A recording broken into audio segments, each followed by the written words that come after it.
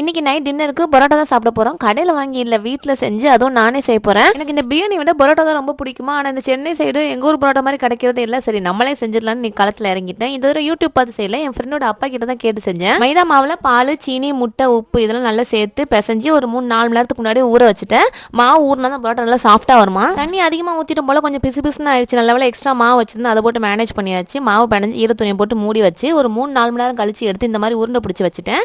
எல்லா உருண்டையும் பிடிச்சதுக்கப்புறம் அது மேலே நல்ல எண்ணெய் தடவை வச்சுட்டு அதுக்கப்புறம் மாவு காய விடக்கூடாதான். நான் கூட ஃபர்ஸ்ட் டைம் போட போகிறோம், எங்கே நமக்கு கரெக்டாக வரப்போகுது, ஏதாவது சொதப்பிடும் அப்படின்னு நினச்சேன். ஆனால் அந்த குருமா வாசத்தை விட பரோட்டா வாசனை தான் வீடே கமகமன் மணக்குது. ஃபர்ஸ்ட் போட்ட மாதிரியே அந்த சப்பாத்தி கட்டையை வச்சு எல்லாம் தேய்ச்சிருக்கலாம். சரி நம்மளும் பரோட்டா மாசமா ட்ரை பண்ணலாம் அப்படின்னு சொல்லிட்டு இந்த விரலால பிடிச்சி அடிப்பாங்களா அந்த மாதிரி ட்ரை பண்ண, பட் எனக்கு பிஞ்சு தான் போச்சு. வாசனை தான் நல்லா இருக்குன்னு பார்த்தா இந்த கடையில் வாங்குற பரோட்டா மாதிரி ஷேப்பு கலர் எல்லாமே அப்படியே இருந்துச்சு. நம்ம ஒரு டிஷ் செஞ்சு அதுவும் ஃபர்ஸ்ட் டைம்லேயே சக்ஸஸ் ஆச்சு. எனக்குலாம் அப்படி பிறவி பலனை அடைஞ்ச மாதிரி ஒரு பேரானந்தம். இதுக்கு எம்டி சால்னா சிக்கன் சுக்கான்னு 2 சைட் டிஷ் வச்சிருந்தேன். பரோட்டா சொத்தப்பனாலும் அதை வச்சு ஒப்பித்திடலான்னு சொல்லிட்டு 3மே இன்னைக்கு தான் புதுசாக ட்ரை பண்ணுறேன். 3மே செம்மையாக வந்துருந்துச்சு. பரோட்டா எடுத்து வச்சு இந்த சால்னா சிக்கன் சுக்கா எல்லாத்தையும் ஒன்றா எடுத்து வச்சு சாப்பிட்றதுக்கு டேஸ்ட் அடிப்பொலி.